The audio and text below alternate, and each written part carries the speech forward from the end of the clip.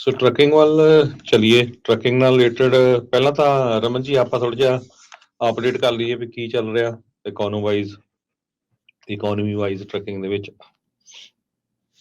ਬਿਲਕੁਲ ਜੀ, economy wise ਤਾਂ ਦੇਖੋ ਆ ਜਿਹੜਾ ਮਹੀਨਾ ਹੈਗਾ ਆ ਇਹ ਕਾਫੀ ਇੰਪੋਰਟੈਂਟ ਮੰਨਿਆ ਜਾ ਰਿਹਾ ਹੈਗਾ ਕਿ ਆਪਣੀ ਜਿਹੜੀ ਟਰੱਕਿੰਗ ਹੈਗੀ ਆ ਇਹ ਮਿਡ ਆਫ ਮਾਰਚ ਤੋਂ ਬਾਅਦ ਜਿਹੜੀ ਪਿਕਅਪ ਕਰ ਜਾਂਦੀ ਆ।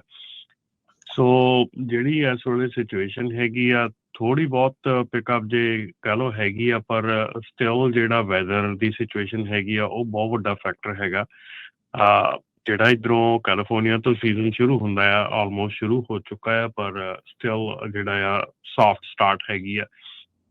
ਇਹਦੇ ਨਾਲ ਨਾਲ ਜਿਹੜਾ ਇਸ ਵੇਲੇ ਸਾਰਿਆਂ ਨਾਲੋਂ ਵੱਡਾ ਇੱਕ ਹੋਰ ਇਸ਼ੂ ਜਿਹੜਾ ਚੱਲ ਰਿਹਾ ਹੈਗਾ ਉਹ ਹੈਗਾ ਕਿ ਜਿਹੜਾ ਕਾਰਬ ਵੱਲੋਂ ਜਿਹੜੀਆਂ ਰਿਸਟ੍ਰਿਕਸ਼ਨਜ਼ ਆ ਰਹੀਆਂ ਹੈਗੀਆਂ ਆਉਣ ਵਾਲੇ ਸਮੇਂ ਦੇ 'ਚ ਟਰੱਕਾਂ ਦੀ ਜਿਹੜੀ ਕਹਿ ਲਓ ਕਿ ਰਜਿਸਟ੍ਰੇਸ਼ਨ ਵਗੈਰਾ ਹੈਗੀਆਂ ਉਹ ਬੜੀਆਂ ਇਸ ਵੇਲੇ ਕਨਫਿਊਜ਼ਿੰਗ ਸਟੇਜ 'ਚ ਹੈਗੀਆਂ, ਕਿਉਂਕਿ ਕੁਝ ਕਹਿ ਰਿਹਾ ਕਿ ਜਿਹੜਾ ਇਸ ਵਾਰੀ ਜਿਹੜਾ 24 ਵਾਲੇ ਟਰੱਕ ਹੈਗੇ ਆ ਉਹ ਰਜਿਸਟਰਡ ਹੋ ਸਕਦੇ ਆ, 25 ਵਾਲੇ ਨਹੀਂ ਹੋ ਸਕਦੇ, 26 ਵਾਲੇ ਨਹੀਂ ਹੋ ਸਕਦੇ ਅਜੇ। ਸੋ ਕਹਿਣ ਦਾ ਭਾਵ ਇਹ ਆ ਕਿ ਸਟਿਲ ਕਾਰਬ ਵੱਲੋਂ ਬਹੁਤ ਹੀ ਜ਼ਿਆਦਾ ਕਨਫਿਊਜ਼ਨ ਵਾਲੀ ਸਿਚੁਏਸ਼ਨ ਜਿਹੜੀ ਆ ਉਹ ਬਣੀ ਹੋਈ ਆ। ਜੇ ਅਸੀਂ ਵੀ ਕਾਰਬ ਦੇ ਨਾਲ ਟਰਾਈ ਕਰਦੇ ਹਾਂ, ਕੋਸ਼ਿਸ਼ ਕਰਦੇ ਹਾਂ ਕੁਝ ਗੱਲ ਕਰਨ ਦੀ, ਤਾਂ ਸਾਨੂੰ ਵੀ ਕਲੈਰਿਟੀ ਦੇ ਵਿੱਚ ਕੋਈ ਜਵਾਬ ਨਹੀਂ ਆਉਂਦਾ ਹੈਗਾ। ਤੋ ਇਸ ਕਰਕੇ ਜਿਹੜੀ ਸਿਚੁਏਸ਼ਨ ਉੱਧਰੋਂ ਵੀ ਆ, ਕਿਉਂਕਿ ਹੁਣ ਜਦੋਂ ਮਾਰਕੀਟ ਥੋੜ੍ਹੀ ਜਿਹੀ ਅਪ ਜਾਂਦੀ ਆ ਤਾਂ ਆਬਵੀਅਸਲੀ ਹਰ ਇੱਕ ਬੰਦਾ ਜਿਹੜਾ ਆ ਟਰੱਕ ਐਡ ਕਰਦਾ ਆ, ਆਪਣੇ ਚੀਜ਼ਾਂ ਐਡ ਕਰਦਾ ਆ, ਇਕੁਇਪਮੈਂਟ ਲੈਂਦਾ ਆ। ਤੋ ਪਰ ਕਾਰਬ ਵੱਲੋਂ ਕਲੈਰਿਟੀ ਨਾ ਦਿੱਤੇ ਜਾਣ ਕਰਕੇ ਇਹ ਜਿਹੜੀ ਸਿਚੁਏਸ਼ਨ ਇਸ ਵੇਲੇ ਕਾਫੀ ਜਿਹੜੀ ਆ ਉਹ ਡਾਇਰ ਜੀ ਬਣੀ ਹੋਈ ਆ। ਔਰ ਜੇ ਤੁਸੀਂ ਡੀਲਰਸ਼ਿਪ ਕੋਲ ਜਾਂਦੇ ਆ ਤੇ ਡੀਲਰਸ਼ਿਪ ਵਾਲੇ ਜਿਹੜੇ ਆ ਉਹ ਡਿਫਰੈਂਟ ਕਹਾਣੀ ਦੱਸਦੇ ਆ, ਤੁਸੀਂ ਉੱਧਰ ਜਾਂਦੇ ਆ ਤਾਂ ਉਹ ਡਿਫਰੈਂਟ ਕਹਾਣੀ।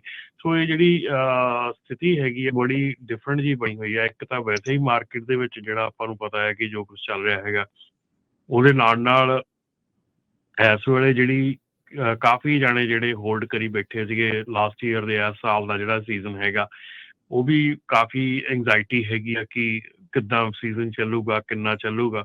ਸੋ ਓਵਰਆਲ ਜਿਹੜਾ ਇਸ ਵੇਲੇ ਸਿਚੁਏਸ਼ਨ ਹੈਗੀ ਆ ਸੌਫਟ ਸਟਾਰਟ ਹੈਗੀ ਆ, ਬਟ ਹੋਪਫੁਲੀ ਅਗਲੇ 2 ਹਫ਼ਤਿਆਂ ਦੇ ਵਿੱਚ ਆਪਾਂ ਨੂੰ ਹੋਰ ਕਲੈਰਿਟੀ ਮਿਲ ਜਾਊਗੀ।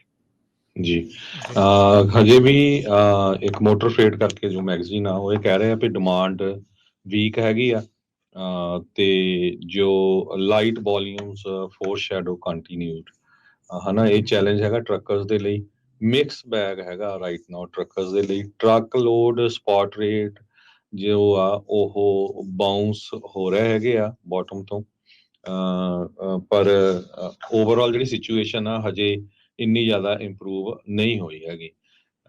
ਯੈਲੋ ਬੈਂਕਰਪਸੀ ਨੇ ਕਹਿੰਦੇ LTL ਮਾਰਕੀਟ ਨੂੰ ਬੂਸਟ ਕੀਤਾ ਹੈਗਾ ਆ, ਤੇ ਜਿਹੜਾ ਪਿਛਲੇ ਸਾਲ ਦਾ ਫਰੇਟ ਦਾ ਸੈਸ਼ਨ ਆ ਉਹ ਹਜੇ ਤੱਕ ਵੀ ਲੰਮਾ ਹੁੰਦਾ ਜਾ ਰਿਹਾ ਹੈਗਾ। ਯੈਲੋ ਵਾਲਿਆਂ ਨੇ 700 ਮਿਲੀਅਨ ਤੋਂ ਵੱਧ ਜਿਹੜਾ ਉਹਨਾਂ ਦਾ SBA ਦਾ ਲੋਨ ਸੀ ਉਹ ਵਾਪਸ ਕਰ ਦਿੱਤਾ, ਜਿਹੜਾ ਉਹਨਾਂ ਨੇ ਕੋਵਿਡ ਦੇ ਦੌਰਾਨ ਲਿਆ ਹੋਇਆ ਸੀਗਾ। ਜੀ ਸੋ ਬਿਲਕੁਲ। ਸੋ ਇਹ ਜਿਹੜੀ ਸਿਚੁਏਸ਼ਨ ਆ ਹੋਪਫੁਲੀ ਜਿਹੜੀ ਮਾਰਕੀਟ ਆ ਹੁਣ ਹੌਲੀ ਹੌਲੀ ਰਿਕਵਰ ਕਰਨੀ ਸ਼ੁਰੂ ਕਰੇ।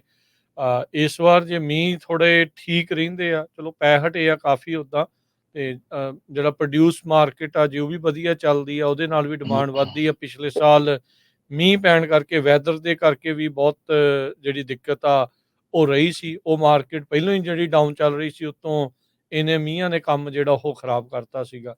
ਸੋ ਹੋਪਫੁਲੀ ਇਸ ਵਾਰ ਥੋੜ੍ਹਾ ਬੈਟਰ ਜਿਹੜਾ ਉਹ ਰਵੇ। ਅਤੇ ਜੀ ਹਰਜੋਤ ਜੀ।